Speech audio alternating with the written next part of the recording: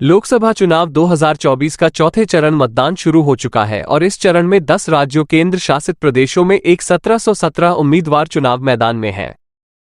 चौथे चरण में 96 संसदीय क्षेत्र में मतदान कराया जाएगा और चौथे चरण के लिए एक सीट पर चुनाव लड़ने वाले उम्मीदवारों की औसत संख्या जो है वह 18 है। जिन सीटों पर मतदान होना है उनमें से कई सीटें ऐसी हैं जहां से दिग्गजों की प्रतिष्ठा दांव पर लगी हुई है और इनमें सपा प्रमुख अखिलेश यादव हैं, पूर्व क्रिकेटर यूसुफ पठान है और कीर्ति आजाद भी हैं। दूसरी तरफ अभिनेता शत्रुघ्न सिन्हा समेत कई केंद्रीय मंत्री और कई पूर्व मंत्री शामिल हैं। उत्तर प्रदेश की बात करें तो कन्नौज लोकसभा सीट इस चुनाव में खासी चर्चित सीट बनी हुई है। कन्नौज लोकसभा सीट से सपा की तरफ से पूर्व मुख्यमंत्री अखिलेश यादव चुनाव मैदान में और यहां से भाजपा के सुब्रत पाठक जो कि मौजूदा सांसद हैं उन्हें चुनौती दे रहे हैं। अखिलेश के सामने भाजपा के सुब्रत और बसपा से इमरान बीन जफर हैं।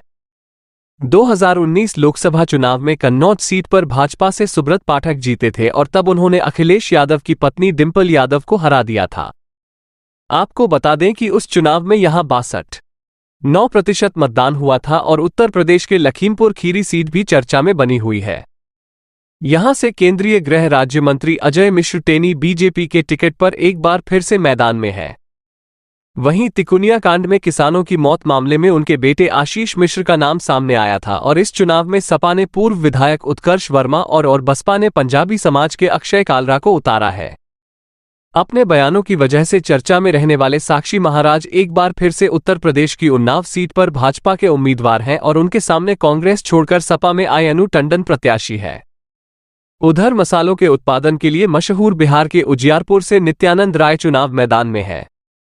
भाजपा प्रदेश अध्यक्ष रहे नित्यानंद हैं और उनके सामने राजद नेता और पूर्व मंत्री आलोक कुमार मेहता इस बार चुनाव मैदान में है। 2019 में उजियारपुर सीट पर भाजपा के टिकट पर नित्यानंद राय को ही जीत मिली थी और आपको बता दें कि बिहार के बेगूसराय सीट से गिरिराज सिंह चुनाव लड़ रहे हैं। ग्रामीण विकास और पंचायती राज्य मंत्री गिरिराज के सामने इस बार भाकपा के अवधेश कुमार राय चुनावी मैदान में है। 2019 में आपको याद होगा कि बेगूसराय सीट पर भाजपा के गिरिराज सिंह ने भाजपा के कन्हैया कुमार को हराया था। कन्हैया इस बार दिल्ली से कांग्रेस की टिकट पर चुनाव लड़ रहे हैं।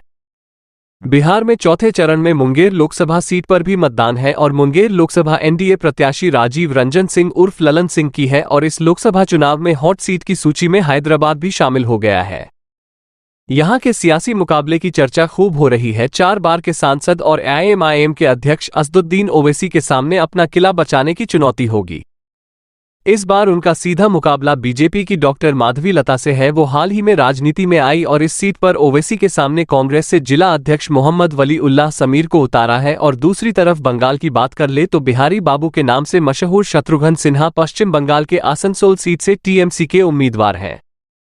श्रमिक और झारखंड और बिहार के प्रवासी मतदाताओं की बहुलता वाली सीट पर 2019 में बीजेपी ने जीत दर्ज की थी और पिछले चुनाव में यहां से गायक और पूर्व केंद्रीय मंत्री बाबुल सुप्रियो बीजे के टिकट पर जीते थे। वहीं झारखंड की खूंटी सीट की बात करें तो पूर्व मुख्यमंत्री अर्जुन मुंडा यहां से भाजपा के उम्मीदवार हैं। उनके सामने कांग्रेस है, काली चरण मुंडा है।